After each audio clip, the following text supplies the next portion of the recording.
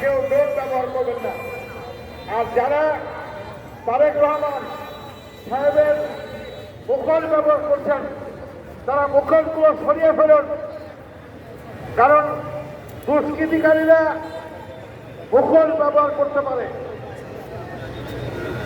অতএব যারা খালেদা জিয়া, তারেক রহমানের, জিয়াউর রহমানের মুখোশ ব্যবহার করছেন তাদের দৃষ্টি আকর্ষণ করে বলছি যে আপনারা কেউ মুখোশ ব্যবহার করবেন না।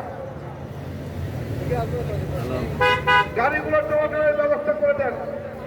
বিএনপি নেতা কর্মীরা আপনারা মাঠে অবস্থান করেন, মাঠ অনেক সুন্দর, আপনারা মাঠে অবস্থান করেন। তো আজকে রাখতে সব আছে, সব বাকি